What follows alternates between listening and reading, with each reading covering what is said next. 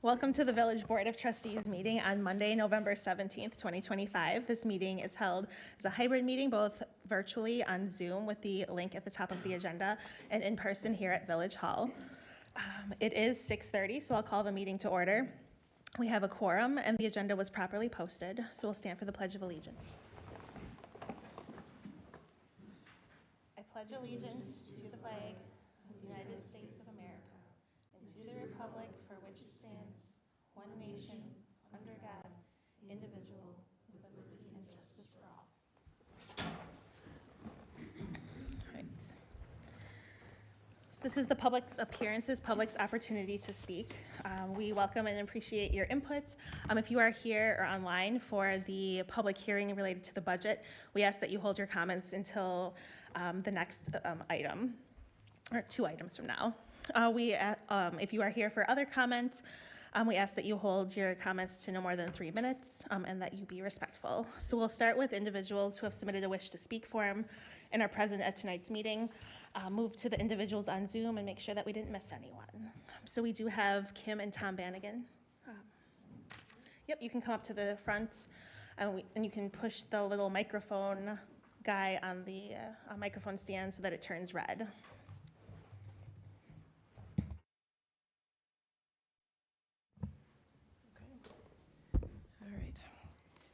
This is going to be in regards to the Lindstrom Acres concept plan.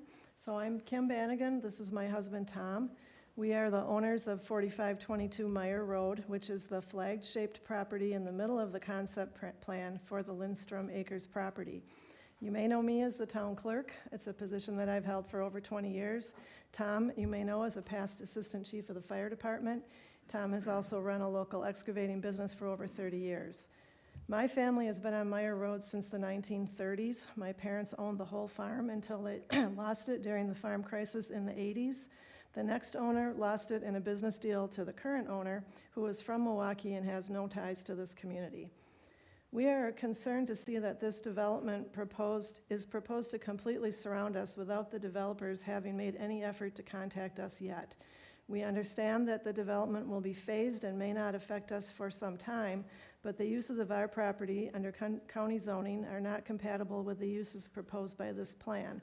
For example, our property can have 2 horses or cows, or 8 pigs, 20 sheep or goats, or 20 chickens, which may not be compatible with this type of development adjacent.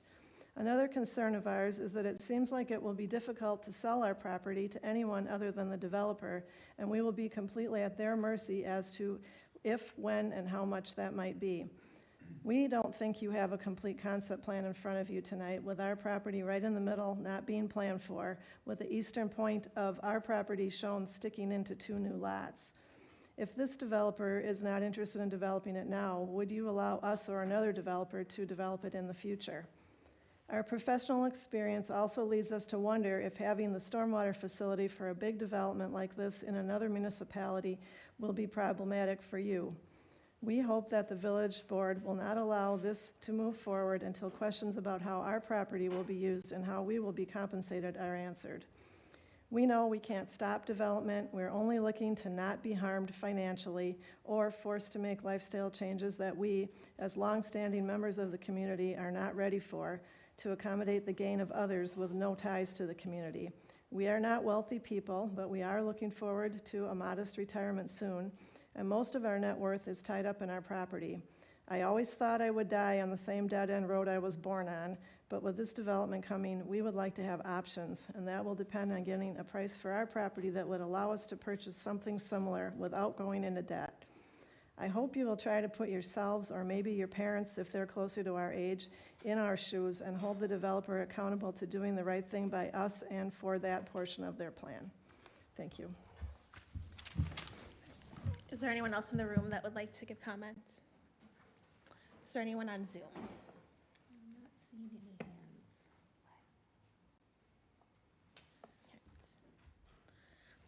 So we'll move on to number 5, discuss and consider the minutes of the village board meeting from November 3rd, 2025, and those meeting minutes are linked in the agenda. I would make the motion to approve the minutes as presented. Second? All right, there's a motion by Murphy and a second by Severson. Any other discussion? All those in favor? Aye. Opposed? Abstain? Motion carries. So now I will open the public hearing to hear interested citizens on the 2026 proposed budget for the Village of Cottage Grove. We're gonna kind of kick things off with a little presentation by Matt, and then we'll open it up to any public comments for the hearing. Thanks, Cindy. So tonight, just looking to briefly cover some background on the public hearing process, and as well as our the timeline and how we got to where we are tonight. And then I'll summarize the proposed levy and highlight our proposed operating and capital budgets.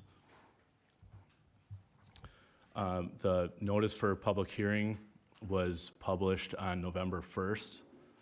By state law, we have we have to provide notice at least 15 days ahead of the hearing.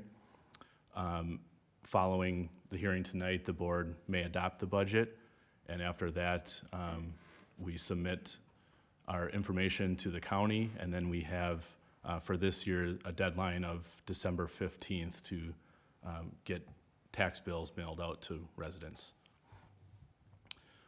This is just the example of what the public hearing notice looks like in the paper.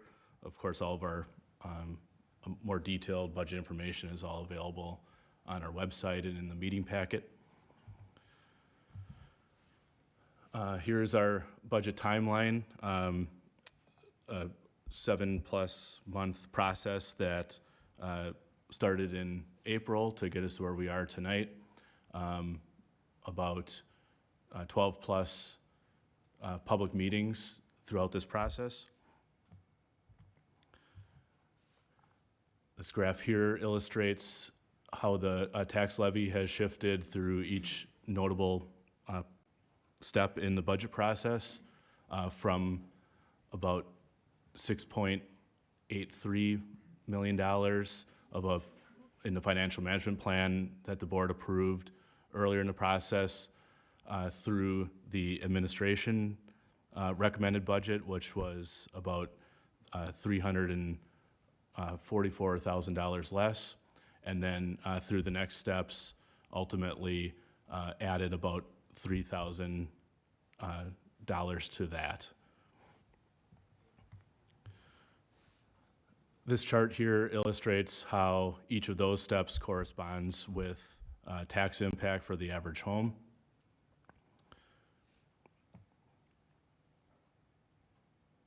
So the preliminary budget that's in front of the board tonight, and for the public hearing, there would be about a $110 impact for the average village property. This graph depicts the historical tax impact, so the 110 I just referenced, and going back 4 years to see how that has been.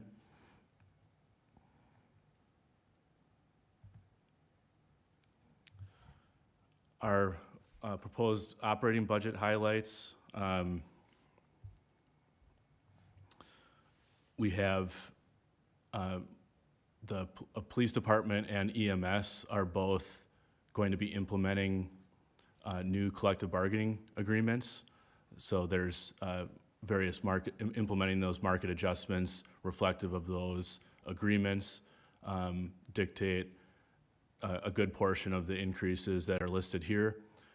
Deer Grove EMS is also increasing administrative staff support from a part-time position to a full-time position.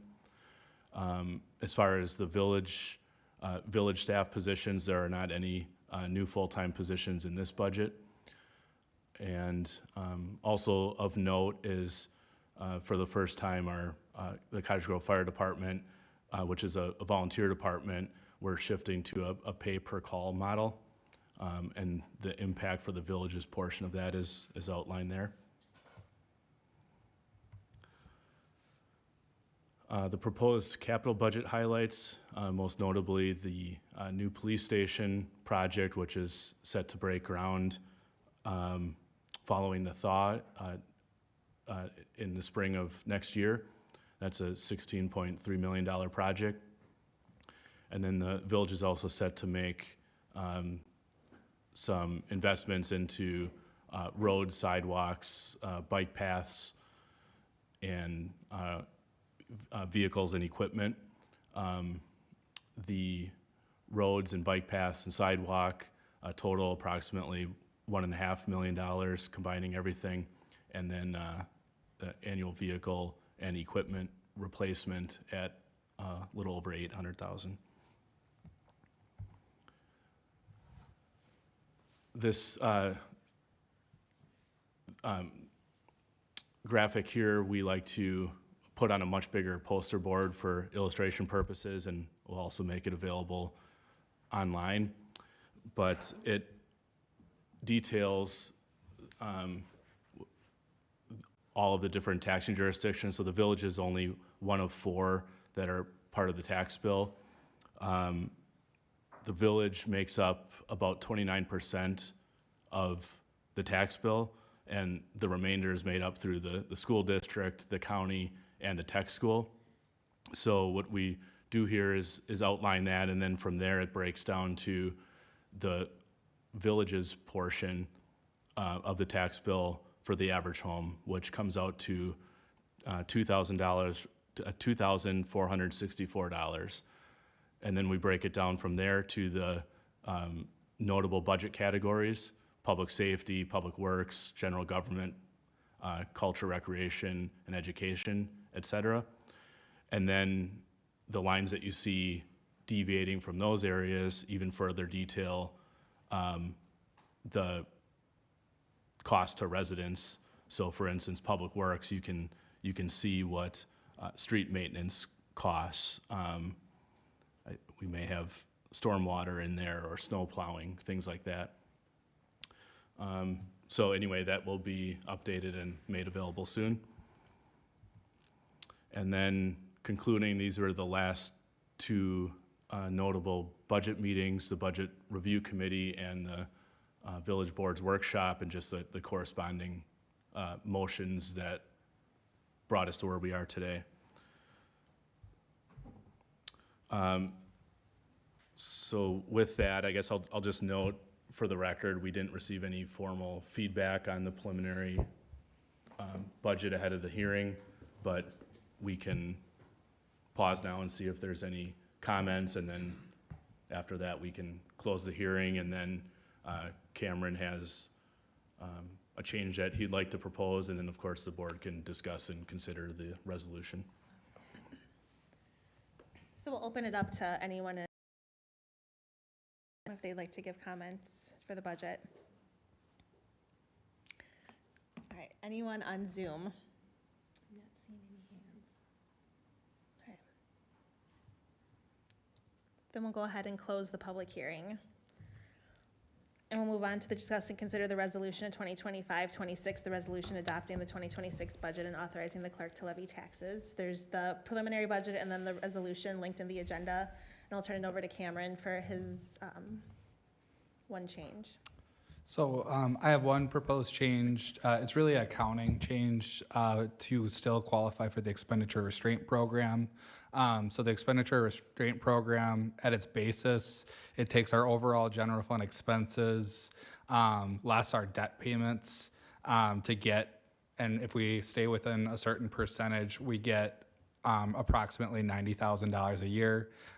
So the lines that I chose to make this reduction in on this version of the budget was $10,000 in revenue for the building permit, and then the corresponding expense. So with that change, that would ensure that we would qualify for the 2027 expenditure restraint payment. And then in your preliminary budget, there were asterisks next to the TID increment values. The TID worksheet was released on Friday. The county finalized their taxes today. I plugged in those numbers before the meeting. So TID 5, the final number will be $4,899,609. TID 6 will be $60,073. TID 8 will be $96,262. TID 9 will be $1,047,795. and TID 10 will be 756,988. And that's purely a calculation on the value of the interim rate, which is calculated by each jurisdiction's total levy, divided by the overall increment that the district shares, and then it's multiplied out to get the increment value, or what stays within the districts to fund improvements. So I can answer any questions on those two changes. I'll open it up to questions or comments from the board. Otherwise, it's a discuss and consider. I do have one comment. Yep. I just want to thank Matt and Cameron and finance team and all the department heads for all their work on this budget. I know it's, we have a lot of things that we would like to do, and we really have to whittle down to what those things are that we really need to do. And we made a lot of priorities this year. We have, our public safety, going to the pay-per-call, negotiate with EMS and the police department, as well as all of our regular duties, maintaining roads, parks, recreation, all of our infrastructure. And I'm proud of the value that we serve our residents, and I thank all of you for doing that every day. And we're starting a new year with this budget, so thank you. And with that, I would make a motion to approve Resolution 2025-2020 or -26, adopting the 2026 budget With staff recommendations. with staff recommendations. Second. All right, there's a motion by Murphy and a second by Severson. Any other discussion? All those in favor? Aye. Opposed? Abstain? Motion carries. So we'll move on to number 7, unfinished business. Discuss and consider amending the development agreement and lease with New Tech Painting. There's 3 PDFs linked in the agenda, and I would suggest tabling this issue until next meeting. Yeah, I don't know if Cameron wants to speak. Sure. Yeah, Dave came in this morning with some additional information that we just need some additional time to vet. And so we'll bring a recommendation forward for the board to consider the first meeting in December. Motion to table? Motion by Severson, Second. second by Stoa to table. All those in favor? Aye. Opposed? Abstain? Motion carries. All right, new business, discuss and consider dog license fees. The attachments and the memo from Lisa are in the agenda with the proposed rate increases. Thanks, Cindy. Yep, the memo is straightforward. We're just asking to increase the fees by $2 in the categories listed for the next 3-year cycle as what Dane County has proposed. Lisa, is there any benefit to rounding up to a round number versus 0.75 and 0.25? The reason that is in there is because of how the state statutes are written and the percentage that goes to the state, or the amount that goes to the state, and then the amount that goes to the county. So that's just how it works out. Thank you.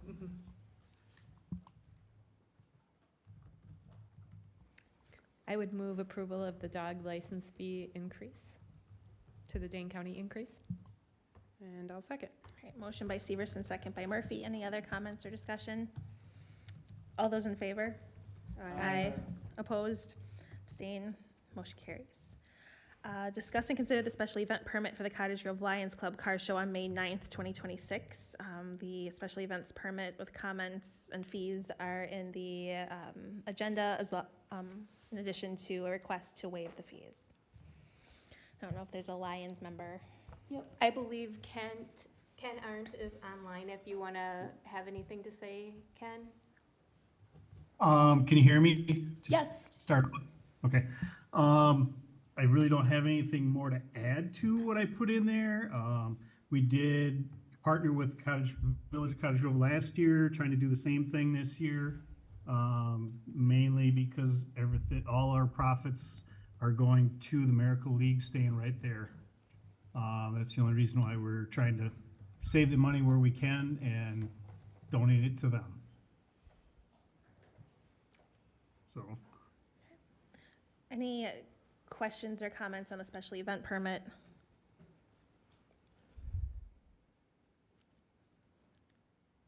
There was a comment about the Parks and Rec extra overflow parking.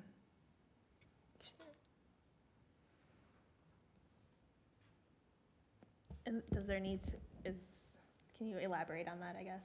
No, we'll just set it up for him for sure. Okay, Yes. all right. I would make the motion to approve the special event permit for Cottage Grove Lions Club Car Show on May 9th, 2026. I'll second. Motion by Murphy and a second by Dahl. Sorry, I almost said Severson, I'm so used to it. Like, oh, God. And just, I guess I have a comment. Are there any other large events happening on May 9th that we know about? This is the first one that's come in. Okay, just checking.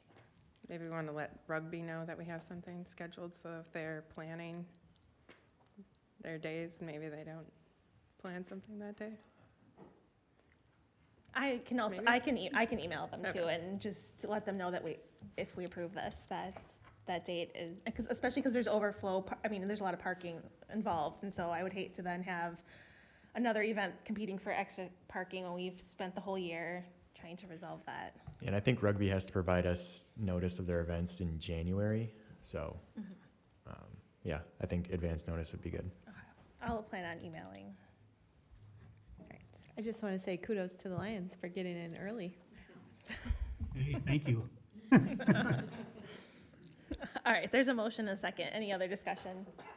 All those in favor? Aye. Opposed? Abstain? Motion carries. And then the partner discuss and consider here is the temporary alcohol license for the Lions Club Car Show on May 9th. I have one question, I guess it's kind of between. Do we need to include in our motion or a separate motion to waive the fees, or is that implied because that was in their application? 'Cause that was my intent, but If that was your intent, I guess, does anybody want to have a separate vote on that? Okay. I agreed that was the Yeah. intent. Yeah. okay. Yeah. Then I would make a motion to approve the temporary alcohol license for Cottage Grove Lions Club for the car show on May 9th, 2026. I'll second. All right, motion by Murphy, second by Dahl. Any other discussion on the alcohol license? Otherwise, all those in favor? Oh, Oh, I was just sorry. gonna, Go no, ahead. it's okay. Do we not have paperwork for this? So it's actually part of the special event permit, and so it's the application, and Oh. because it has personal information, we've been not putting them in the packet Thank you. because they're pretty straightforward. Okay, thank you. All right, all those in favor? Aye. Opposed? Abstain? Motion carries. We'll move on to reports from village boards, commissions, and committees. The first up is Plan Commission, and the agenda is linked in our agenda tonight. And then we do have a couple of concept presentations that are also on tonight's agenda. But Plan Commission met on Wednesday, November 12th. We heard the concept presentations. I'm assuming we're going to hear similar presentations tonight. One for single-family residential development and the other for near and far brewing. We also gave feedback on potential amendments to the subdivision ordinance of Chapter 274 of the, which there were a couple of attachments in the Plan Commission, and I suggest taking a look at that. Basically looked at alleyways, kind of narrowing roads, bike paths, sidewalks, multi-use paths, were kind of all some suggested changes that'll eventually go to Public Works and Sustainability, and then kind of work their way back up to the village board. And I don't know if Aaron, you have anything specific you wanted to add to that? Nope, I think that covers it. Met with the fire department last week too to go over some of those things and start talking about that. So we'll run it by them again too before it's all final. Yeah, that all kind of spun out of the tour that we had done. And I know the housing group had also kind of gone on a tour, and then Plan Commission did too, to take a look at some of the concepts that were being proposed for changes here. Then we also considered the rezoning of the parcels and just kind of discussed from the planned business to central business. That was direction from the village board, so you're all aware of that to begin with. That was pretty much all for Plan Commission. Aaron, I don't know if you have anything to add in general about. I guess just to clarify, they didn't consider the rezoning yet. We just kind of introduced it, and was the for next step will be feedback. to reach out to the property owners and talk to them about it. Yes, thanks. All right, So we do have 2 concept presentations, so no action tonight, just for feedback. And the first one is Newman Homes for potential single-family residential development. So I'd invite you up to introduce yourself and to the board and entertain us with your presentation.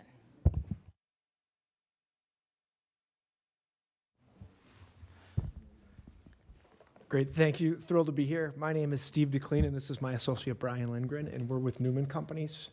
Newman Companies is headquartered in Pewaukee, Wisconsin. We have a series of companies that both develop real estate through our Newman Developments company and then build homes, the largest of which and the one that's relevant to this site is called Harbor Homes.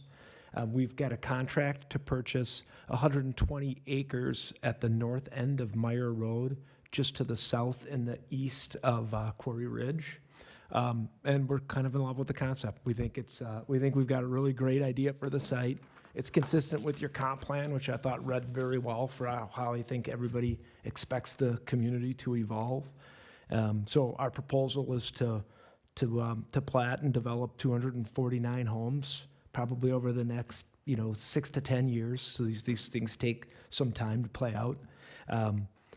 We're seeing, a need for a couple different lot sizes, so we've got some different price points in a community where we mix products a little bit. We're envisioning a 13-acre park for Sean, because he wanted a really big park. So we think between the village's desire for a park and our desire to create just a really cool place to live, we kind of saw a great location where we could have some sports fields, or it needs to be programmed yet. We're hoping to come in and talk to parks, I think, later this week. Here's kind of the concept plan. I think it's consistent with the comp plan. I think it kind of consistent with the surrounding communities. And we're really here to solicit feedback and kind of hear what you guys are looking for in residential development in Cottage Grove.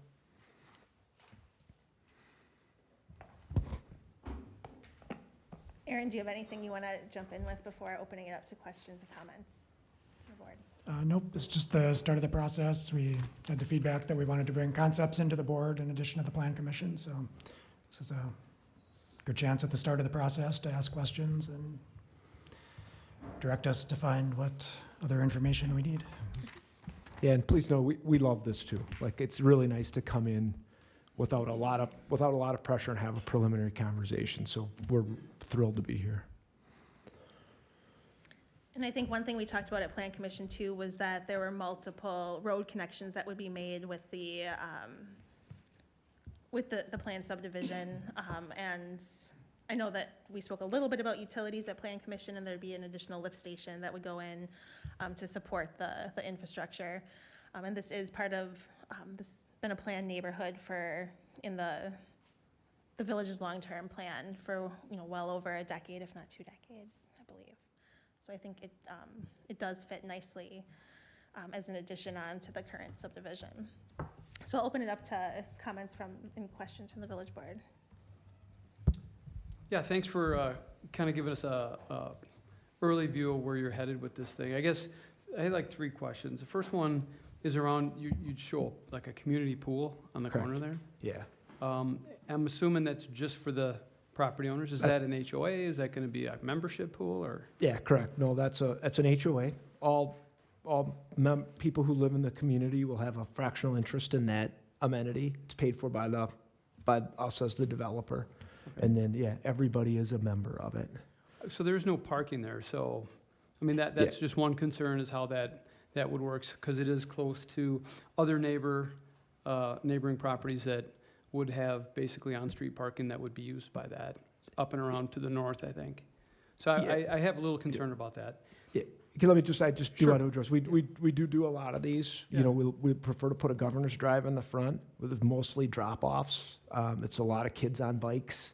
It's kind of meant to be, it's not meant to be a place where people host parties with a lot of people. It's really meant just for the neighbors. And we did create some pedestrian pathways there. That's what those green strips are for. I'm seeing kids on bikes. That's how most kids are getting to the pools in our communities. Gotcha. Second question is, so it's a large park, which is fantastic. It doesn't really, I know it's early in the process, so when I think about a big park with a lot of fields, again, parking comes up and the question, I mean, there's going to be a lot of on-street, but, you know, something that needs to be studied as this evolves, right? And then the last question that I have is kind of goes to what the Banigans had said. It's just odd to have an untouched piece of town property surrounded by annexed village property. So, you know, obviously that's something that's going to have to be addressed. And two questions on that. Is there any reason you didn't reach out to the Vanagons? And number two, how would you propose addressing that? You know, in my experience, and we're talking about 25 years, you know, people who live in a town prefer to live in a town. So we don't proactively reach out. You know, we start with the community first and talk about the development. If the Vanagons wanted to have a conversation about it, happy to talk to them. But it's just, it almost never works out that those parcels are available. People typically like to live in the homes they're in. Yeah, without the conversation, though, it's hard to say. And when I look at the concept, it's going to present some challenges unless that's addressed. So I think that's something that you need to take away that, you know, certainly to give my support on it, I would like to see some sort of proactive approach on addressing the concerns and kind of the odd interference of village annex property with an island of the town. Great. I have a couple questions. Yeah, Okay. go ahead, Paula. So you're from Pewaukee. How did you find out about this property? It's listed with a broker. Okay. Yeah, property's listed for sale. And what was attractive to you to look at it? Well, we've been looking to get to Cottage Grove for a number of years. In fact, I've met with Matt and Aaron on a couple other parcels over the years, including there's a development here in town that we purchased from William Ryan after they left. So it's not our first piece of business in Cottage Grove. I also looked at Quarry Ridge, I can tell you, 8 years ago. I really like Cottage Grove. It feels like the city I grew up in. I think it's a great spot in Madison. So I've sort of wanted to be here for a long time. Okay. And, you know, there's a couple things. So I don't know if you know, we have a chemical plant in the middle of our village. And it was here long before many people moved to the village. And so, you know, we get complaints, right? Oh, why is there a chemical plant here when it was here first? And so one of my concerns is with that piece of land being carved out and still being rural, the neighbors who eventually move in there start complaining about the smell of animals, maybe tractor traffic. So I don't see how those things coexist together. So can you tell me a little bit why you left that carved out piece, knowing that that's a potential conflict? You're talking about the Bannigan farm, yeah. in the middle of the subdivision.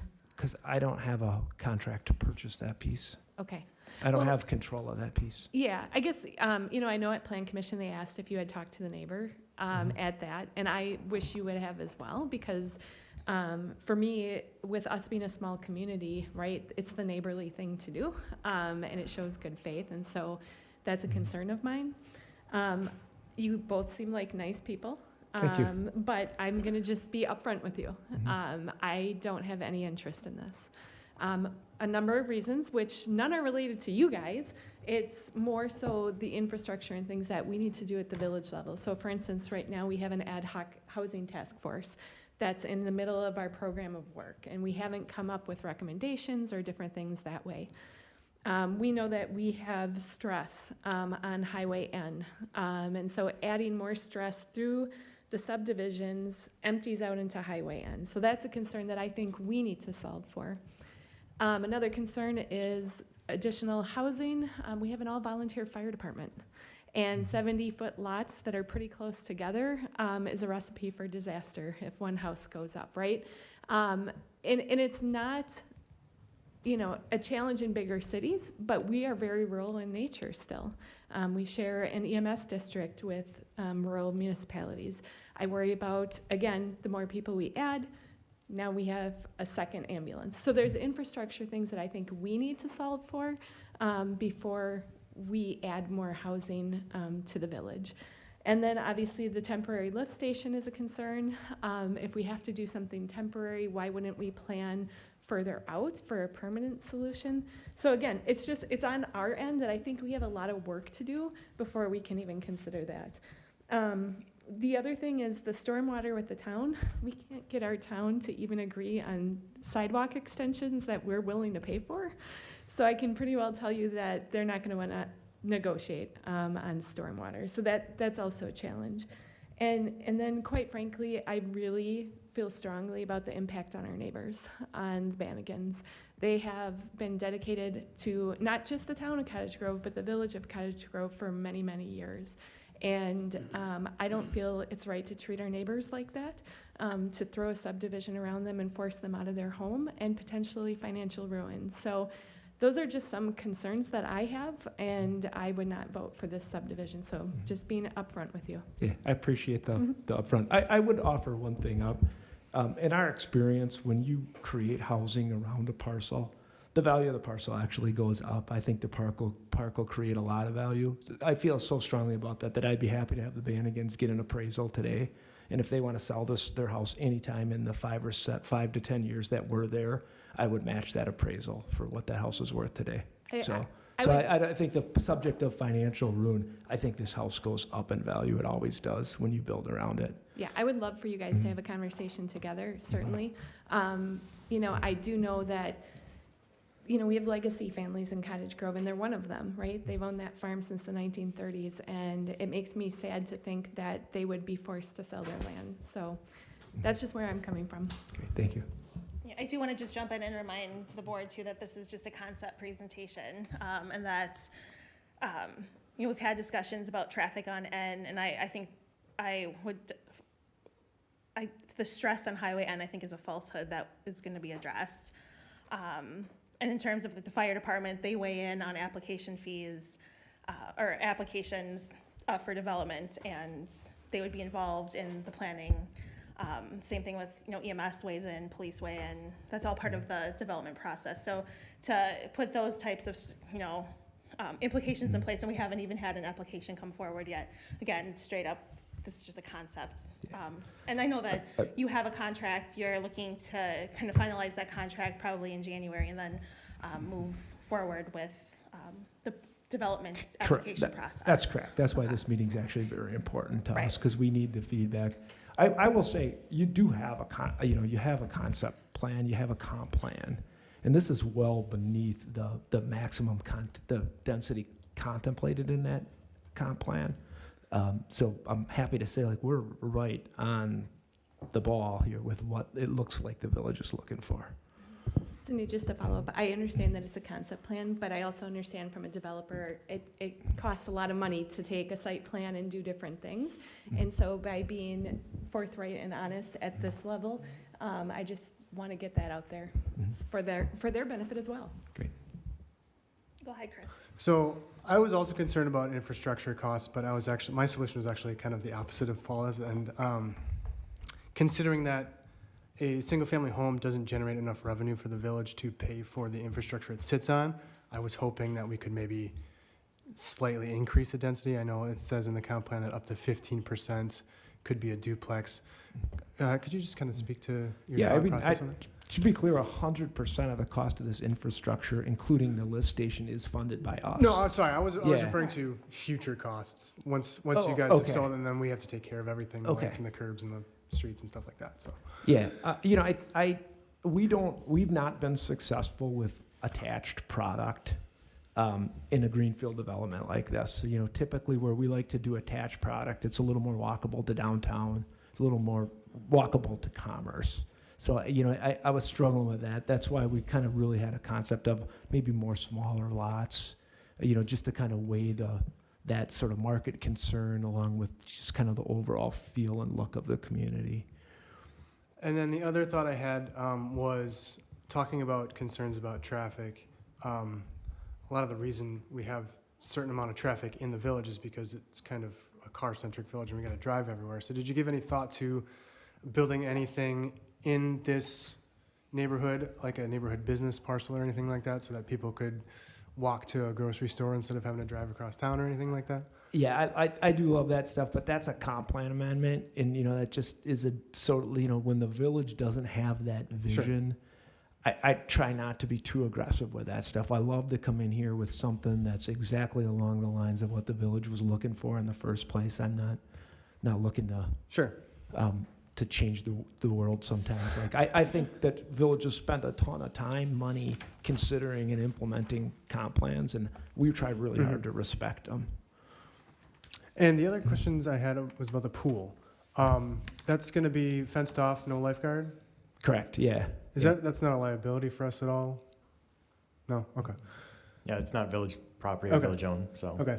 And then the other, just a comment, it's a pool for the neighborhood, right? So traffic shouldn't, or parking shouldn't really be that much of a concern because it's intended for the people that live around there. Correct. So everything should be in walking or biking distance. Correct. There shouldn't be people like from where I live on Community Park driving across town to go. there. Correct, right.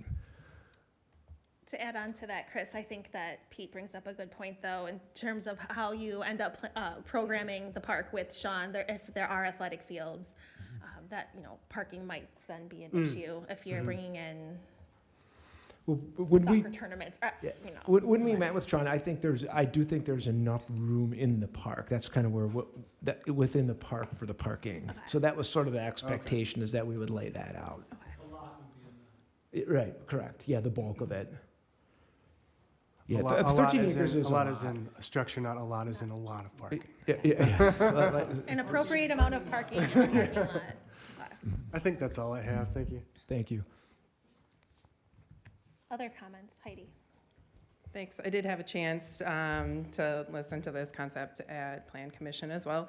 So I'll just kind of repeat a little bit of what I said there, and then just a brief comment with the park. When you're thinking about that space, I looked at North Lawn Park and how the parcel includes, like if you included the school also, like that's about the same size of the park. So trying to get like your head wrapped around how big that is, like that, there's a parking lot for the school and our whole park and fields, like it's a large area. It's a big area. So yeah. when you're looking at it in the scope of this, like it's a little hard to visualize how big that I should have been more bold and at least just maybe programmed it a little bit just as an illustration. I didn't want to lead that much because it is Sean's park, but I probably should have done that just to get us a feel for the size of it. Yeah, it is hard to. I'm wishing I would have done that now. So. Oh. Well, now maybe some people have some context when I compare, sure. And this area has been part of our comprehensive plan to be a planned neighborhood, to continue the Quarry Ridge neighborhood for a long time. I asked Aaron, it's already in the urban service area to be served as a neighborhood, and it was brought into the urban service area, Aaron said, before his time. So, when you bring something in to be a future plan to be serviced by our water and sewer, you kind of say what you're going to do with it, or what your municipality is planning to have it be in the future. And this is exactly, a neighborhood is exactly what we would look for here. So I think it's consistent with what we've planned to have here that was 17 years ago at least that it's been in the urban service area. So I think this fits with what we want to see. This area is also kind of a park desert in Cottage Grove. So I think having this large park here would be, really an asset for that whole quadrant of Cottage Grove. And I think that would really benefit everyone in that area. And of course, people want to live in Cottage Grove. I think Cottage Grove is a wonderful place to live, and we're in an excellent location. And I think that this would be a beautiful neighborhood to live in. So I look forward to seeing, more details. There'll be, neighborhood meetings where people within certain distance are invited to come and give feedback. So this is really just the first step to kind of get some feedback. So it's always like, oh, I wish I knew more, but we will get to learn more as you go through the process. So I appreciate it. I did want to mention, and we talked about this at Plan Commission, but I wanted to mention to this body too that we purposely put this park here because this would be in the first phase of the development. So this park could come right away, because I know that I've heard that the park's starved in this area. So just take comfort in knowing that if this proceeds, this isn't like the park's phase 3 of this development. It's in phase 1 of the development. So I'm excited about that. Okay, I had two other things, but that just made me think of something. Do you know what the phases are going to be for this? Like, could the Bannigan farm be in the final phase so that it gives them even more time to figure out what they're gonna do, or? Yeah, it would be, in general, I'm going to paint with a broad Sure. brush here. Brian, you want to take this one? You're Okay. on a roll. Can you bring the microphone, just so people can hear you? Sorry. Can I take this thing off? So the areas coming in from, that really are adjacent to Quarry Ridge are the areas that the sewage will flow by gravity. So the most logical way to develop this area is this goes first, then this, and then this would be your, it's phase 3 or 4. Okay. So I'm thinking probably like 2029 would be about the time where that Bannigan farm would come into it. Okay, and then two other things. I guess this is kind of a question for Aaron, but just reading, I'm just going to read a part of the concept or the comp plan for planned neighborhood. Excuse me. Development should accommodate a mixture of housing types, costs, and densities while maintaining the predominance of single-family housing in the community. The composition of development types should reflect the existing mixture within the village and promote neighborhoods that instill a sense of community within their design, including gathering places, parks and open spaces, pedestrian and bicycle areas, and small-scale commercial and services, schools, and church where appropriate. Does that mean they could do small commercial if they wanted, or is that a zoning issue instead of I'm not saying I'm not trying to force you to do anything you don't want to do. I'm just curious. They could do some kind of commercial. It's not zoned anything yet, so that's Okay. to be determined. It's not even in the village yet, so. Okay, something to think about. It's possible. And then the other thing I would just ask you to keep in mind when designing these houses on the comp plan, there's some design techniques that you can include that I would like to see personally. Reduce building setbacks that create a distinct sense of place and charming human scale by bringing buildings close to the sidewalk and street. Use some front porches and stoops to encourage social interaction between neighborhood residents and to create visual interest in building facades. Pulling back garages behind the front facade of the home as much as possible, or placing the garage in the rear yard of the home with access from an alley. I don't know if this is an alley area, but I like the idea of pull back garages. I feel like a lot of the homes in the village are generally homogeneous with the garage as the focal point coming in. So it's something different, but while still being similar enough to what we all have would be. Yeah, I love working towards all three of those things. I love working towards all three of those things, and I'd be happy to sit and kind of come up with some thoughts and some rules to just give it a little bit of that charm that garages take away from, frankly. Yeah. To be clear, there are no alleys. I'm afraid of alleys. I just kept reading it, and as I was reading it, I was like, this is probably not relevant. So. But there's still good thoughts, and setting garages back a little bit, or just kind of keeping it so it's not so garage prominent is something that we do work on. Because I think some of those designs they kind of keep the small town feel, whereas a lot of the garage focal point is general suburbia type pacing, and I think we can do better. Me too. And Chris, sorry, Cindy. Well, I'll let Josh go next. I know he's got his hand up. Just a comment towards the commercial. I mean, you're more likely to see that in the parcels to the south as you get closer to the frontage of BB, especially something like a grocery store. And I don't think we have near the density in the village to get a second grocery store. Yeah, as an example. My general thought is just that every time we do a development, we get people that are concerned about traffic.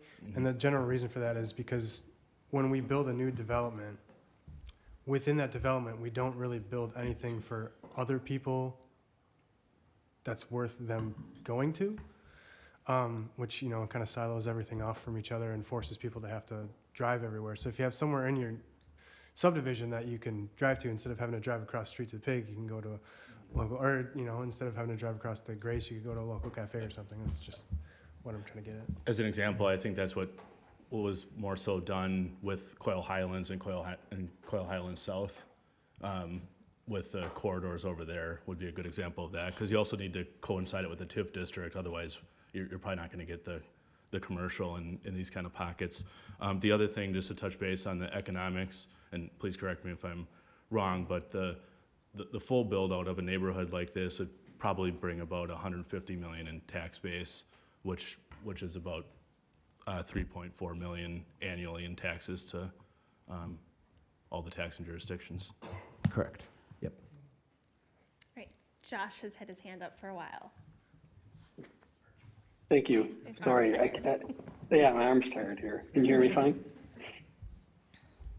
Yes, we Can you hear me okay? Yes. Okay. Sorry, I'm on the road, so I can't share or share my screen, but seeing what Aaron has up there, just one thing I wanted to clarify on was lift station and the need for a lift station here. So the property that is adjacent to the existing, parcels out there that are built. So the western side of both of these property pieces, that can be served by gravity. But then as you work your way to the east, the land kind of falls off and it needs to be served by a lift station. Maybe 2/3 of all of that development there needs to be served by a lift station. And ultimately, that would be a lift station that the developer would bear and turn over to the village, and the village would maintain to serve that lot. But there is a plan. I think there was talk about, is there a plan for the future? There is a plan, and that's that lift station that was planned on the east side down lower, they call it the Ridge Lift Station. That ultimately would serve this area to the north. So the long-range plan is to serve these parcels and the parcel south of it all the way down to the Ridge Lift Station, and then basically abandon this station years from now. Now, again, that will take years, but there's plans in place. And I think that's why it's probably getting named as a temporary station, but it will be built as a permanent station that someday could go offline. Same thing as in Shady Grove. When Vilas gets extended more up Vilas Road, that can pick up Shady Grove in the future as it continues to expand south, and that station would go away. So that's kind of smart planning, and it's something that in talks with the developer, something that they understood and an investment that they knew they had to put into this development. Just wanted to make that clear. Other comments or questions? So when you say temporary, where would that go on this? It's not really reflected. Where would this temporary or this potentially permanent temporary lift station go? Yeah. I mean, and they haven't laid it all out, but it'll probably, let's say it's going to be closer to that far south side, either the south middle, probably by Mayor Road? What is that, Meyer Road? Or to the far south, probably east corner. And then it would pump itself back to the connection on like North Lawn or School Road or something like that. It all depends on how they lay it out and how it all falls. I don't have an answer for that, but then we would pick it up on the south side of their property because all of it would gravity flow to that station. And that's where the interceptor would pick it up in the future. That makes sense. Thanks, Josh. Yep. Did Renee have anything? I can't see if she has a hand I up don't or know not. if she's on. I'm here, and I'm sorry, my dog is barking in the back. I agree with what we have discussed, concerns. I understand that this is very preliminary, but I do appreciate the conversations that we're having currently. So I think feedback for you all, I know Chris had a long list. I'm sure he will email you them if you didn't write them down. But also programming with the park and consideration of parking, and then obviously reaching out to our friends in the town, specifically the Bannigans, and having a conversation with them. And then eventually, as we work through the process, there will be notification to the neighbors about the potential development as it comes forward.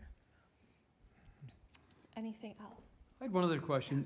Just thinking about the pool, have you guys ever done a development like this where you have a neighborhood pool and it's large enough or has enough capacity to take additional memberships?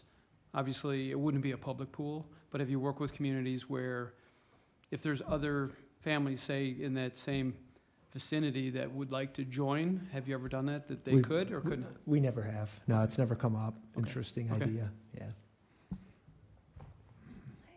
Anything else, Aaron or Matt, on this? I don't think so. So I do want to just address one thing we're going to want to do here before we go too heavy into this, and that is we're going to be looking to craft some kind of a pre-annexation agreement. There's sort of three things that we're going to want to accomplish before we know that we're going to proceed with that. Number one is, we're going to want to get some sort of a commitment on land use. We would expect some conversation in there, some language in there about that it's got to be consistent with the comp plan, but we do need to know that, the village is going to honor the comp plan and support a rezoning that's consistent with that. We would need some assurances, and I think a pre-annexation agreement, sort of, this is a little redundant, but just that you would support the annexation. If not for the annexation, none of this happens. And then lastly, we would want some conversation about the lift station. We'd want to document, I think you guys would want to document the understanding that we would pay the entire cost for that lift station, but then you would take dedication of that lift station after it's built to your specifications. So, at some point pretty early in this process, we'd be looking to document those things with, like I say, with a pre-annexation agreement. That would give us the comfort we need to kind of move pretty aggressively on this. So, any questions about that? I don't have any. Rick, do you have anything you want to add in on that? No, I think we, if they are still interested in moving forward, we can have those conversations, and then maybe the next meeting have a discussion about pre-annexation agreement and what that might look like, or if the board's interested in it at all. So, thank you. Future agenda item. Thanks. Right, thank you.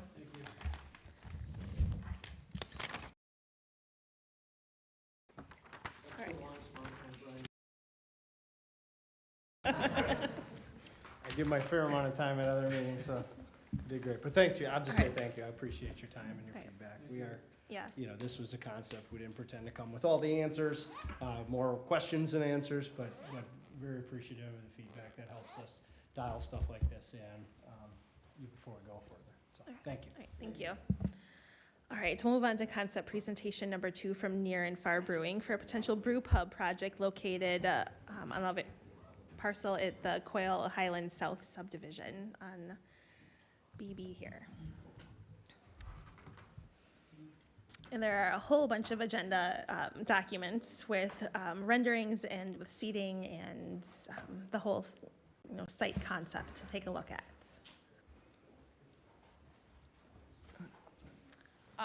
Hi. You can sit, I can sit. For the record, I'm Melissa Ratcliffe. I just want to note that I'm here in my private capacity as a business owner, not as an elected official.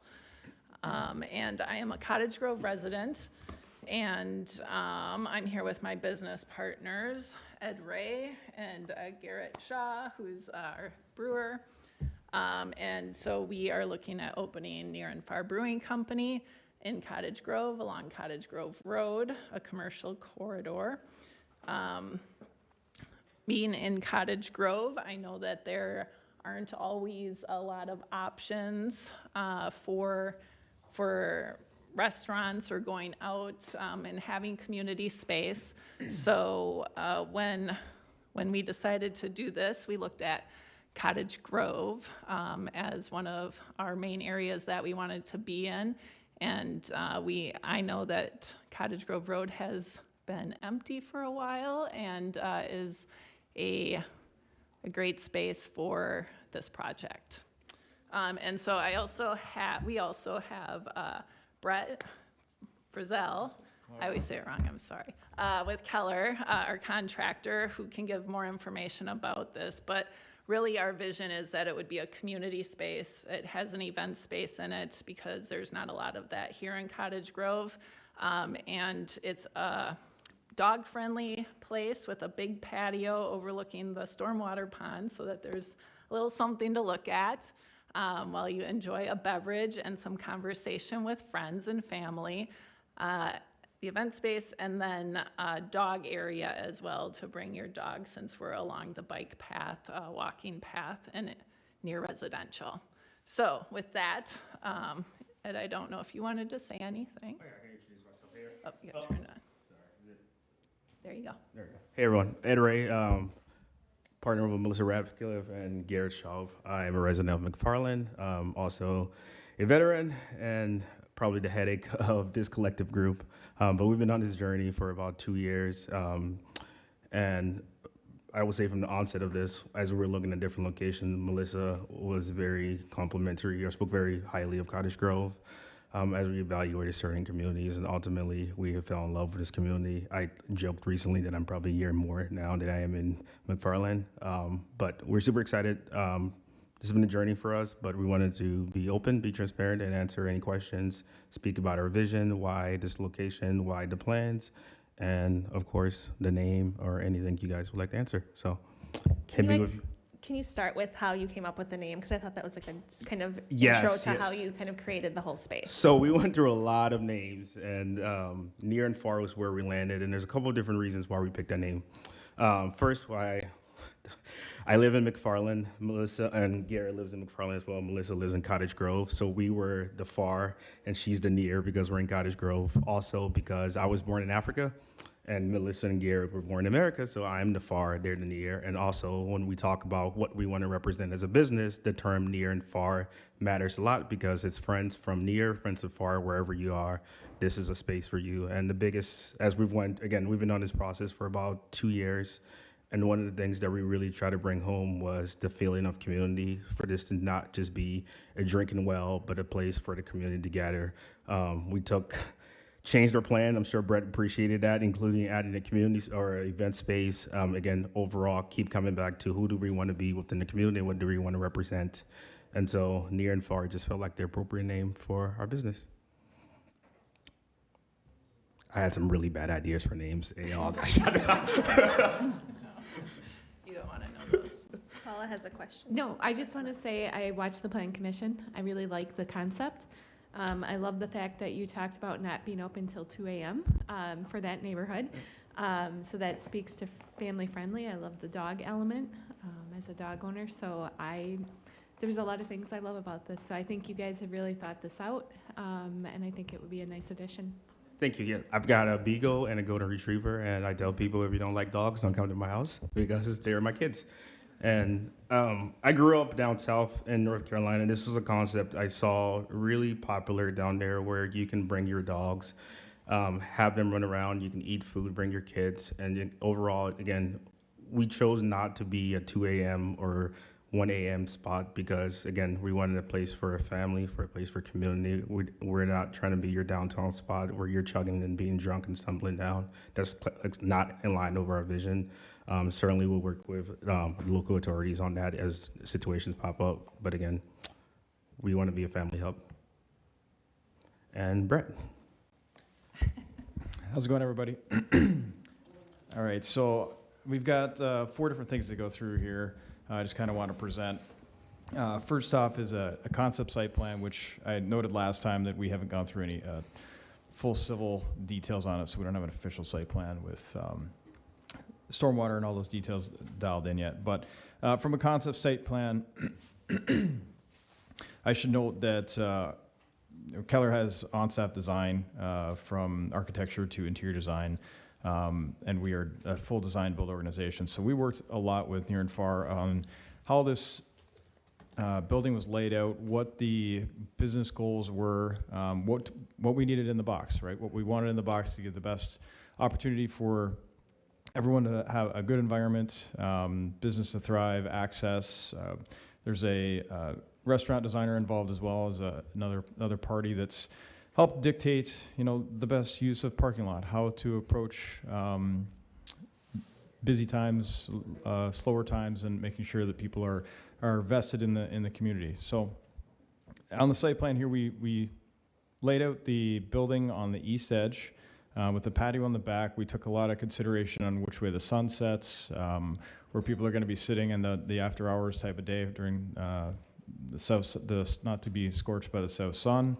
The bike path access, as noted in the Plan Commission meeting, we don't have anything tied to that bike path yet, but we are looking very specifically about where bike racks land in the front of the building. How do we want people to access all of those patio areas? We want to make sure they're welcomed by the business first, as opposed to rolling up and not being attended to. But a lot of things going on the site plan. So patio, building, proposed business area, proposed tenant space, parking. We expect a small stormwater station / receptacle down in the south side somewhere. We are looking at unlikely going to move this southern exit off of Sandpiper down to Limerick Drive, just so we can actually probably gain a couple more parking spaces out of it that way, and work a little further with the setbacks off Cottage Grove Road. So that's something we have to dial in on from a municipal standpoint. I've been working with Aaron on a little bit too.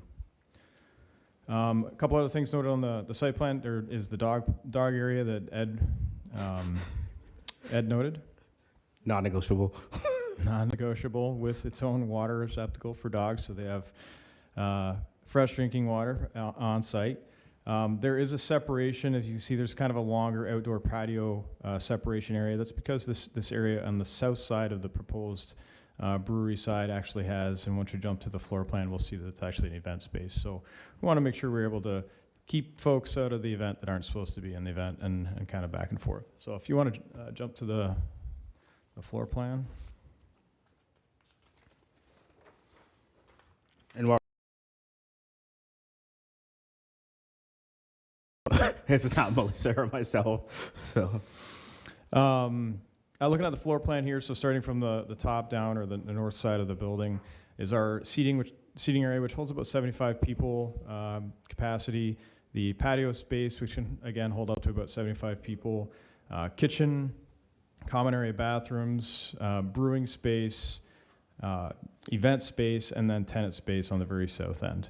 One of the neat things we put a lot of consideration into is, what does the brewing space look like? We've got the idea of a couple bay windows that look into that space so people can walk down through, see production in action and see Garrett doing his magic.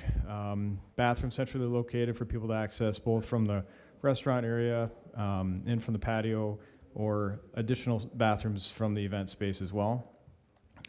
We added the vestibule kind of in the southeast corner of the brewing space to allow back of house folks to access the events area without having to pass through the common bathroom area to serve the events. And delivery, I missed that. Somebody asked about deliveries in the last meeting. The deliveries coming in from the south side to be accessible from the tenant space and in through that vestibule and the brewery and or the kitchen area.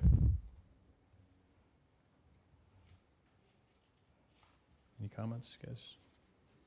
No? Just keep going. No, just keep going, okay. Next thing is elevations. So finishes yet, but these are some concept elevations that we're working through. You can see it's more of a parapet style building to help hide utilities on the roof, keeping the things looking clean and sleek, desirable from the road, and big bay windows to allow folks in the seating area to look out, be part of the community, and venture back and forth between the patio and the restaurant space.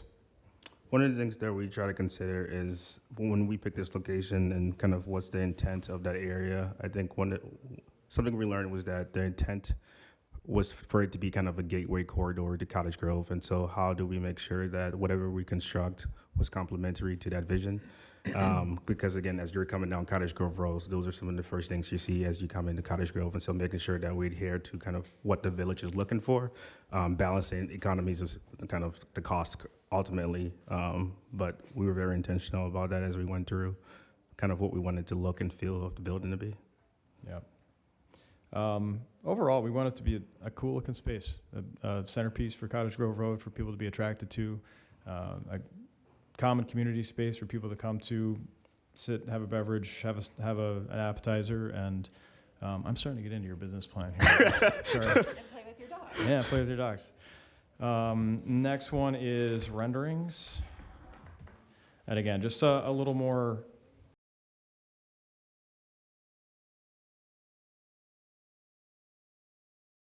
keeping the exterior of the restaurant brewery area separate from the event space and tenant space. We wanted people to be able to understand where to approach the building, what they were entering into, and if they were showing up for a very specific event, they weren't wondering which door to go into. So there's a lot that we're gonna dial in this area here in the middle where the wooden feature is on there with the pergolas and everything. But overall, we wanted a nice, welcoming building with multiple entrances and big bay windows to allow people to get in and experience the community itself. I think that's all I got. Questions? Go ahead, Paula. Do you have a vision for, what you'd like to see in your tenant space? Should I answer that? You can go ahead. Yeah, so we looked at a lot of spaces in Cottage Grove and outside of Cottage Grove, and as we went through that process, there were a couple of businesses that either were interested in coming to Cottage Grove or were planning on leaving Cottage Grove. And so as we thought about our space, it was, wait, how do we get either new businesses to come within Cottage Grove or to stay in Cottage Grove? And that was our intent for saying, hey, let's add an additional space to meet that need. Explicitly who, I can't say at this point, but that was the thought process behind that space. And making sure that we had something that was very complementary. One of the things that we want to focus on is a business that operates more so in the day, and then with the evenings, where it doesn't offset the traffic or with the density associated with the parking lot. So we're very intentional from that perspective. So you have some tenant in mind for the We do. space? We do. Okay, it just seemed kind of small, 2,000 square feet, so it's adequate for their, It is. okay. I think 2,500 square feet was like the maximum needed. It was anywhere between about 1,500 to 2,500. Just to piggyback on that a little bit, I don't know what the business is, but Cottage Grove has a lot of single-purpose businesses where you come in for something and then leave. So I'd like to see something where, you know, you can just kind of dink around for a little bit. People from the neighborhoods can walk and go visit it. So that's what I would like to see. I do have some other questions and stuff, if I may. Do you know the capacity of everything excluding the party room and tenant space? The capacity of how many? No, how many people? The magic number seemingly is 75. So restaurant capacity is about 75. Same for the patio. Event space, we were looking in that 80 to 100 people. Okay. I'm just asking because there's 4 toilets, and that seems like a lot, but. If you, the intent. I mean, it's your business. I was just curious. Yep, it was purely based on, yeah. Well, Yep. I was just, that's what I was just talking about. Eddie goes to the bathroom a lot, apparently. It was based purely on fire code and minimum requirements for bathrooms, and then we looked at what would really be the right accommodation. If you look at the codes for minimum bathrooms, there's not very many, right? So typically, we try to take a look at what's minimum and then jump up to what makes the best use for the space. The 2 shown in the tenant space right now, we're a little bit proof of concept to show, like, if you have 1, you're limited to 15 occupants. If you have 2, you can be more flexible. So right now it's probably more white box, but with rough ends for those 2 out of the gate. And then as the tenant becomes more locked in, we can dial in on what that needs to be built into. And I would add, I've been to a lot of places where you have to stand outside for a while to use the restrooms. And again, when I've got a newborn, so if I'm changing his diapers in there, do I want someone waiting for me? And just, again, making sure that a lot of our kind of designs to this, we always pointed back to who do we want to be as a business. And I think I shared at the Plan Commission, originally we were targeting a rooftop, but due to some accessibility issues and cost, we removed that. And so our plan is very intentional in terms of how we have it. And I don't think too many bathrooms is a bad thing. Okay, I'm just curious. And then you said you were thinking about moving I don't know why I'm yelling, sorry. You moving the south driveway to Limerick? Mm-hmm. Does that mean the street infrastructure, Limerick's gonna be part of this plan and Sandpiper all the way down to Limerick? Yes, and I think Limerick goes almost all the way over there anyways. Yeah, it does. So it should tie in pretty much with that, if you jump back to the site plan. Pretty much where that seemingly yellow car is currently parked would be about where it would come through. Mm-hmm. Okay. Again, we've moved the building a couple times on the site to make sure we get the best use of the land, best use of the parking, best flow for everyone. So still finalizing that, but yeah, likely down there somewhere where that southern access is. Okay. And then I just wanted to echo what Jared said in Plan Commission of trying to get some way for bikes off the bike path so they don't have to go through the parking lot to get through. And then off Limerick Road too, if anybody's walking, so that they don't have to walk through a parking lot to get there. Yeah, for sure. Other than that, I think it's great. Thanks. Thank you. Any other comments or questions? Yeah, I had a couple other questions. So the dining area itself, you said is 75 people. So what is the food service going to be? Is it going to be predominantly beer and that sort of stuff, and with snacks, or is it going to be full service restaurant, or kind of what is the thought there? It's sorry. Yeah, it'll be a full-service restaurant. in addition to a brew pub and full bar. Excuse me. Part of our concept was that we aren't just a brewery, basically. We wanted to be a space where you can go with your family and friends and hang out. And to do that, food helps to keep people there, basically. So we are planning not a huge menu, but a menu that is diverse. And I don't want to say what we're going to have just in case it changes, but it's more than pretzels. It's like very filling food too. So it's gonna be more than just appetizer type Yes. food. You can go there, Yes. have dinner or whatever. Exactly. So it'll be lunch and dinner type? Yes. Yep. We've been working with a chef for the menu design and everything so again, to Melissa's point, it wasn't just, here's a pizza you slap in the microwave, but it was, again, very intentional about kind of how we wanted to represent the community. And so we've spent, I don't know how many months now, working with a chef for each of our menu in terms of what we present and some other cooler things. Yeah, I understand it's preliminary, but just trying to get an idea where you're headed with this. The only other question I had is on the brewery piece.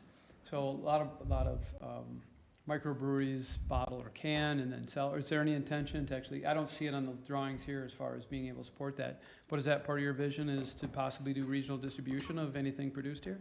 Well, that's possible down the line, but not to begin with. It's in the consideration set for the future. It Okay. is. Okay. Yep. Any other comments? Yeah, I was just kind of curious, do you know how many beers you're going to be doing? And what kind? And will there be a fruity beer? Will there be a what? A fruity beer. Of course there will. Okay. I'm Garrett. I'm not as eloquent as Ed or Melissa, so I typically hang in the shadows for these things. Yeah, the idea, along with the concept of near and far, is to also have a concept of near and far beers and styles as well. So having beers for, what I try to do is have something that everybody can enjoy. And that's kind of the piece of the full bar too, is that it's, you know, if you've got a group of 10 people and there's a wine lover, well, you know, that wine lover will typically kind of pull somebody, you know, pull the group away to a different place. But having something for everybody is the intent. It's one of our voices of our business is being inclusive, and it goes down to the beverage level as well. So yes, there will be fruity beer. I think we're planning on 12 taps. Okay. I have a pretty primitive beer palate, so as long as you have a basic lager, I'm good with it. We can accommodate it. And the idea is to have groups of beers. Not possibly not the same one all the time, every time, but like similar beers that everybody can enjoy. And we also plan on having one dedicated guest tap that's going to cover capabilities that we wouldn't necessarily be able to do, like gluten-free or non-alcoholic, something like that. So Maybe we could make them bring samples to the public hearing. I feel like we have to go down the line and say what our requests are, like. We have our business meetings at Garrett's house. Can you guess why? Say what kind of dog you have and what kind of beer you like. I have a yellow lab and I prefer an IPA, so. The next steps for you then are site plan and CUP, and then timeline, your timeline and how it fits with the Plan Commission timeline, et cetera. When were you planning on, I think you talked a little bit about it, Plan Commission, but early spring, correct? Right, that's when we would hope to break ground in spring and hopefully be open by the end of the year. Next year, not this year. I wish. Yeah. As long as it all works out. But it's been great working with village staff on this too, very responsive, so. I got comments in at Plan Commission, but real quick, I think this is a really underutilized space corridor, and I'm really excited to see you guys kind of kick off the, the growth there and provide new opportunity for people to walk to, like me. I would add, and the village staff is very organized because I live in McFarland. I've been to a bunch of different board meetings in terms of just understanding the community and kind of the structure. Like, I think from the first meeting, I'm like, oh my God, you guys have pamphlets and stuff like that. Awesome. And so I just want to be complimentary to the team on that. And it was at least it helps sell me on Cottage Grove, and not that anything we're selling because I'm here all the time. That's great feedback. Yeah. So Thank lots you. of nodding heads all around, so we're excited. Yes, carry on. Yeah, I would add, if you guys have any feedbacks, I think that, again, we're always open to feedback as long as it makes sense financially. But thank you. Thank you. All right. We will move on then to Police Commission. So, Police Commission met on Thursday, November 6th at 5:30 PM at the MSB. Meeting was called to order at 5:31. There was a quorum. They discussed and approved the minutes from the September 10th meeting. They then discussed and considered amendments to the bylaws and rules of procedure for the Police Commission for a second time, which was passed. They then moved into closed session for police officer candidate interviews. Out of that, they forwarded 3 names on an eligibility list for background and reviews. And they scheduled their next meeting for January 8th, 2026 at 5:30 PM at the MSB building. And they adjourned at 9:25 PM. Any comments or questions for Chief? All right. So then we'll move on to the Flynn Hall Committee. So the Flynn Hall Committee met on Monday, November 10th at 7 o'clock, not at Flynn Hall, at Town Hall, because Flynn Hall had a event happening.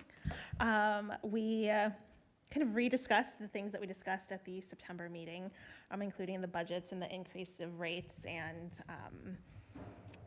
billing and et cetera, all the things that you kind of find summarized in the agreement. So there is a clean copy and a marked up copy attached into the agenda tonight. And it is a discuss and consider the renewal of the Flynn Hall agreement. We did change, I guess notable changes are from a 5-year to a 3-year agreement. And just some wording changes. That's pretty much it. Any questions?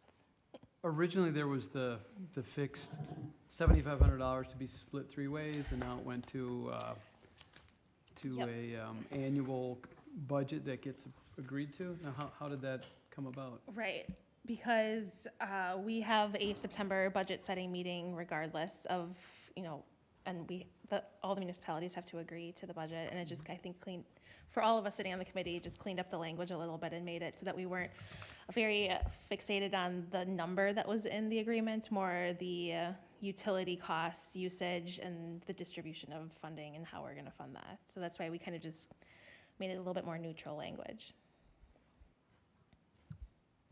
So, yeah.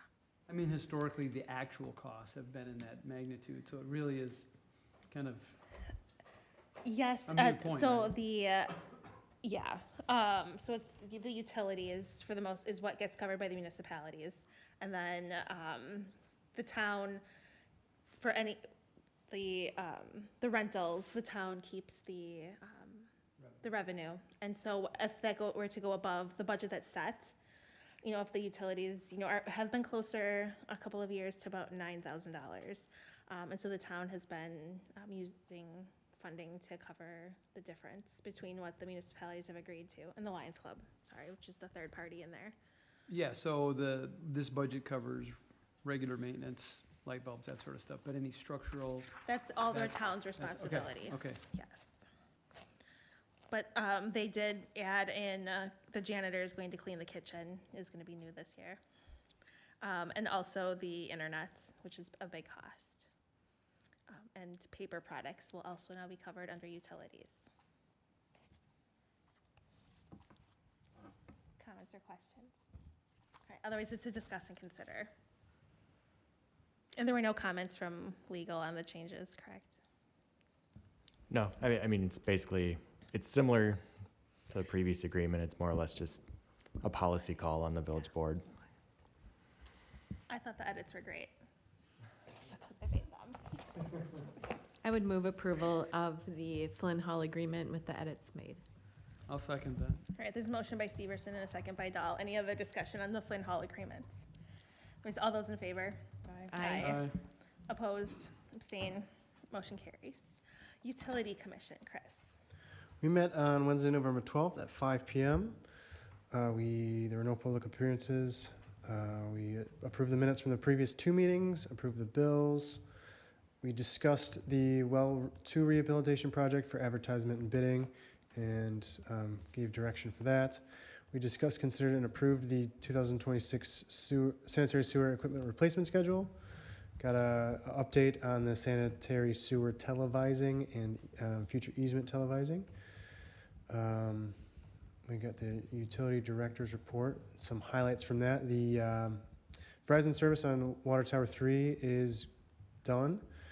Violet's lift station got a deep clean. There's some before and after photos in the packet if anybody's interested in looking at that. Dentaria valve replacements, and they had a main break there.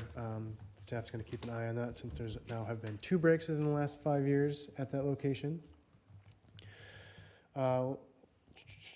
Lift station in West Lawn Estates 5th edition. Everybody signed off on it and it's substantially complete. SCADA is substantially complete. Water main looping on Gaston and TT. Anticipated bidding is early 2026. And as most people have noticed, the Farm Interceptor project, they started working on that on Cottage Grove Road. Questions or comments for Chris? I just want to point something out in Kyla's engineering report, just because it is current. So Hydrite, as part of their operations, runs a barrier system. So part of a long-standing agreement, we collect roughly between $35,000 and $40,000 of billing on a monthly basis for when they're operating their barrier program. So that system has actually been out for a couple months now. We have seen subsequent decrease in our MMSD billing, but something that Kyla and I are working really closely on monitoring, making sure that we're operating within kind of our means on the revenue that we're collecting for the set budgeted expenditures. So just wanted, it got to the point where it was significant enough to, Kyla gave an update to the Utility Commission, but wanted to make sure the village board was also aware. Can one of you maybe explain a little bit what a barrier system does at Hydrite? I was going to see if Cameron was going to do it. So they have multiple groundwater monitoring wells surrounding their property. There was a chemical spill many, many years ago. There's a running agreement, as Cameron talked about, between Hydrite and the village and the DNR. I actually spoke with the DNR last week. They're included in monthly reports that we received with Hydrite, but you don't always see responses. The DNR is on top of it as well, discussing with them, with it only being off for 2 months. The groundwater can't really extend that quickly, so as long as they get it back up and running here sooner rather than later, we shouldn't have any problems, but we're actively monitoring any contaminants spreading from that groundwater. But as of right now, there's no issues because the groundwater moves extremely slowly. Thank you. And the spring, when there's a lot more water, I guess you have to wait till things thaw really for some groundwater to move, maybe, but they're expecting it to be back up and running. Yes, they've, in discussions with Hydrite directly, they were having some plant operation issues as well, and so they've kind of had a bunch of stuff just kind of thrown on them here within the last couple of weeks, but I have staff actively reaching out to them every other week, so they're getting tired of me asking, and I think Hydrite's getting tired of me asking as well. And I Kyle's appreciate that. getting sick of me asking her about it, so. All right, so between all of you, though, hopefully they'll be back on so they don't have to get those calls anymore. Thank you. And the last thing I asked Kyla to update the Utility Commission on Wednesday. So the Utility Commission approved a 4% rate increase for sewer rates as of January 1, 2024, or 2026. Geez, we're a couple years forward. So one of the things we had Ellers work on was review. A technical term is meter equivalency rates. So what that is how our rates are structured between fixed and variable. So very likely either the first meeting in December or first meeting in January for the Utility Commission, I'll actually have the Utility Commission rescind that increase and adopt this new rate structure. Will actually be on average, it will be about 1.5% cost savings for community members for most, based off of the kind of just the change in the rate structure. So there'll be a report from Ellers in the packet that kind of describes what that change is. What that is going to do is that's actually going to shift some cost off the fixed portion of the cost into variable. So you have your, elderly or people who aren't using as much water, they're actually going to see some of their rates go down, or their overall costs go down in relative to the original 4% increase. So I just wanted to, as we constantly evaluate to make sure our fee structure is fair based off the standards that are in place for both that govern water and sewer utilities, that is coming forward. Just have one follow-up. So would you say that people that conserve water and are benefited then in this structure, that your rate is lower if you use less? Because that's kind of a theory that. So the water rates we have set as a conservative rate. So instead of the more water you use, the less expensive it gets. It's actually the other way around. The more you save water, you start with a lesser rate, and then as you go up, it keeps going up. Sewer, that's not really an allowable method for billing because you're treating quantities of water. So with some of the fixed costs shifting to variable, what you will see is obviously the more water you use, it's going to be more expensive. So yes, it would. I want to make it clear that the rates aren't designed for that. It's a kind of a result of using less water. You would see less billing. Okay, thank you. So you're saying that the fixed connection charge is going down and then there's a tiered cost on the volume? So the PSC requires the water utility to do a full rate analysis anytime we change the rate. So that's when we actually look at every size meter in every class. What happens in the sewer utility is we're not required to go through that formalized process, and every year we can adjust it by an inflationary factor.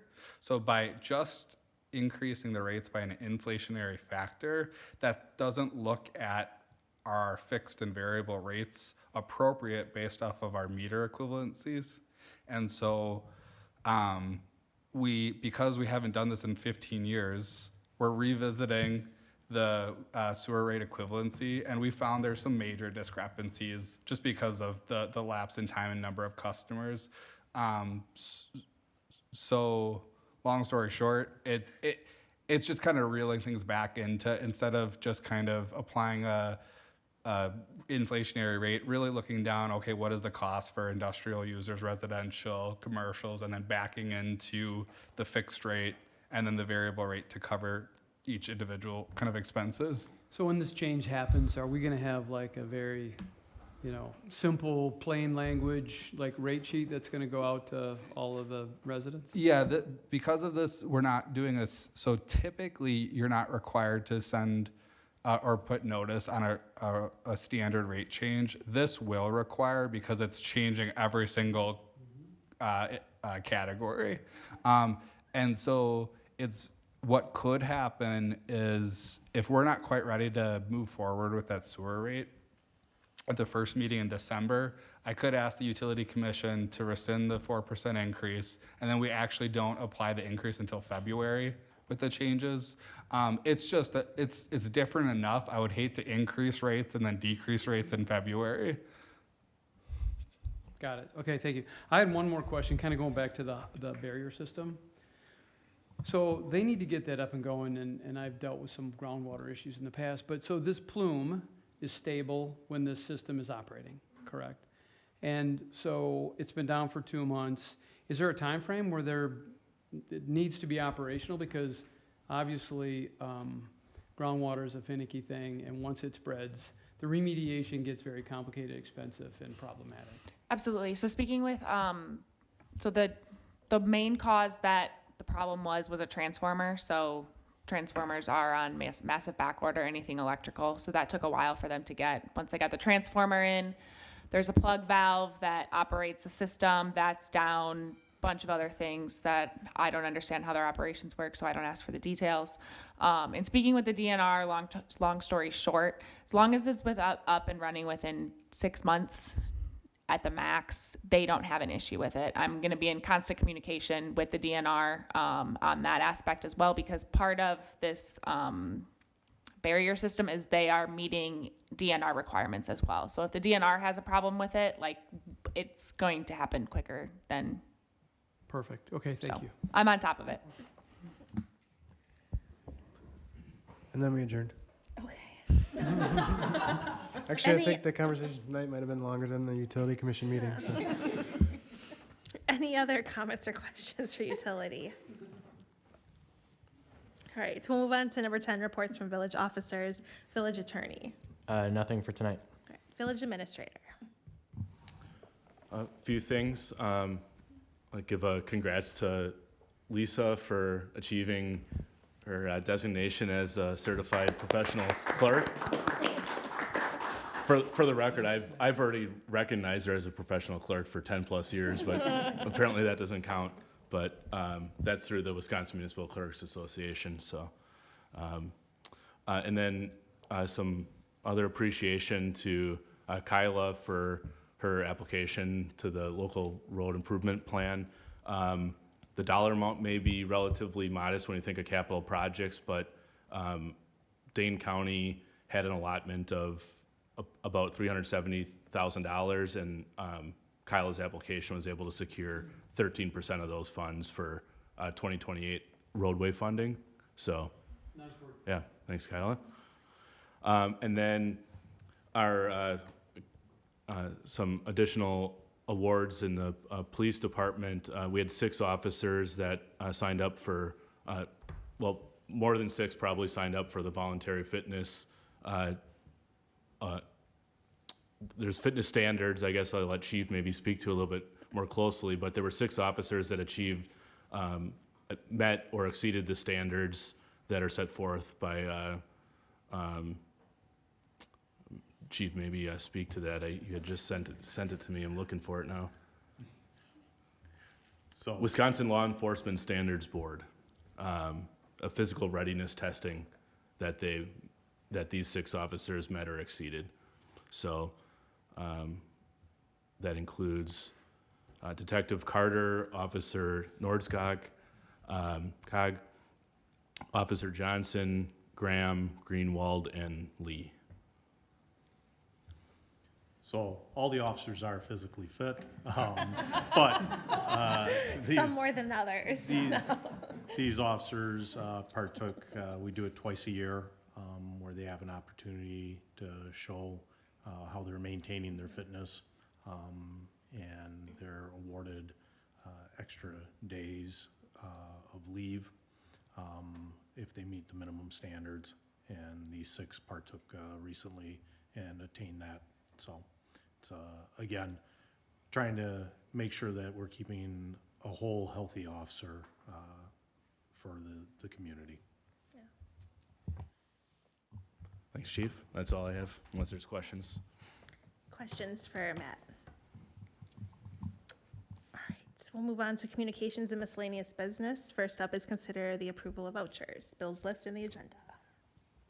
I have one question, and I might have missed this in previous meetings, but can someone say more about the total water treatment systems bill and what we're doing with that?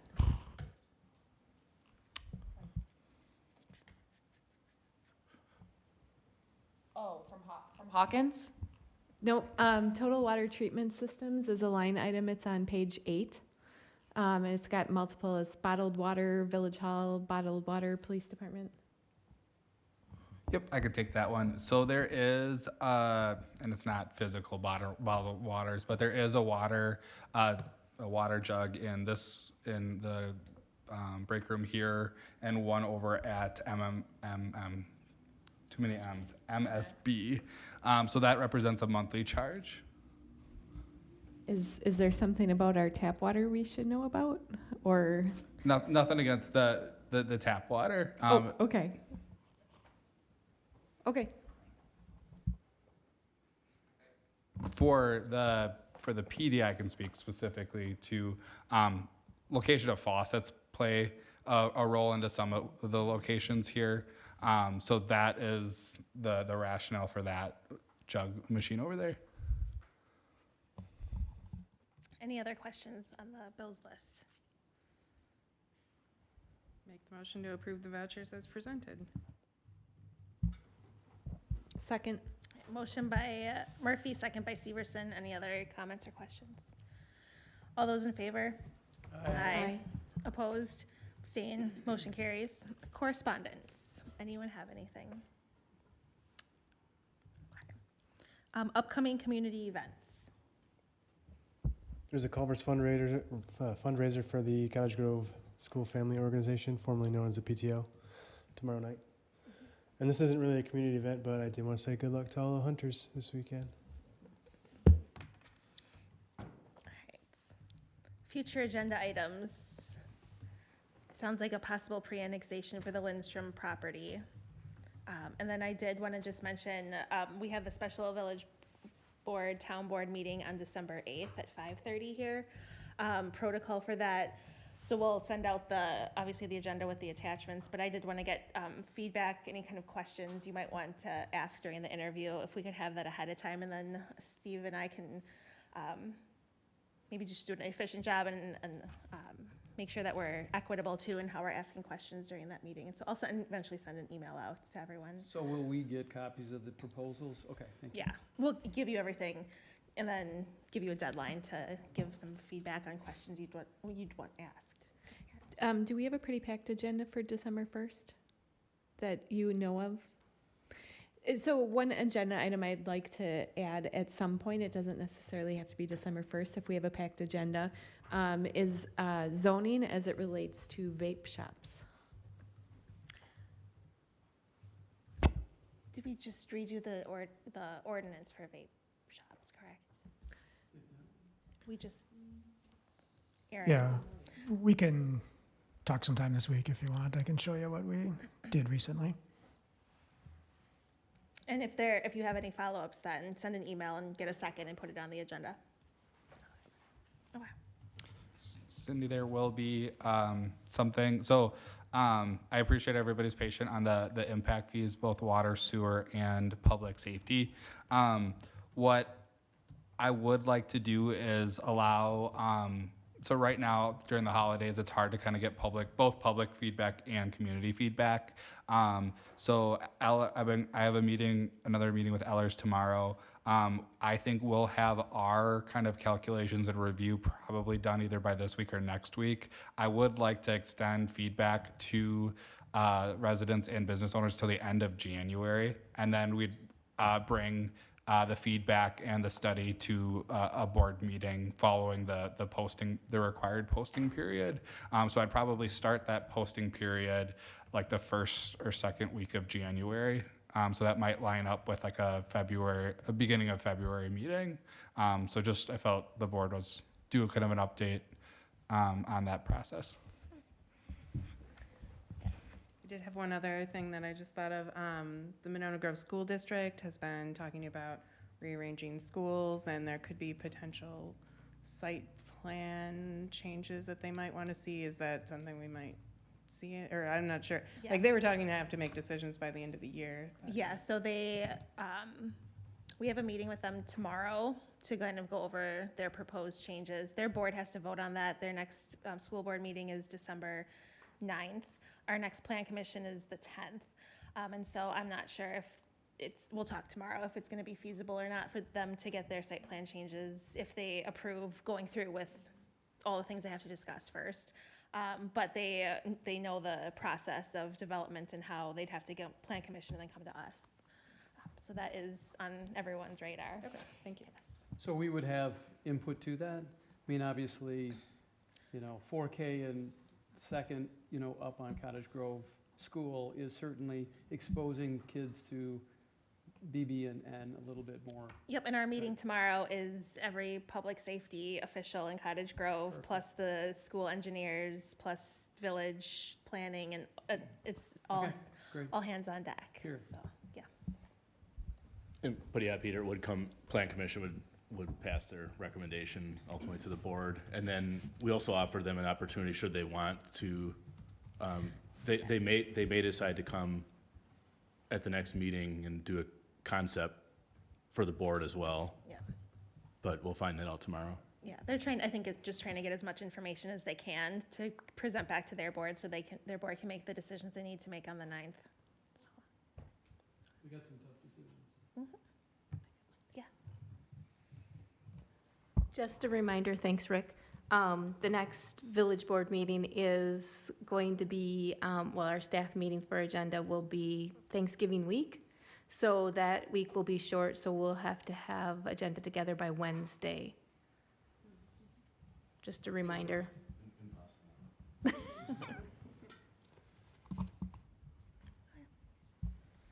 Motion to adjourn? And a second. All right, there's a motion, a second, non-debatable. All those in favor? Aye. Thanks, everyone. Have a happy Thanksgiving.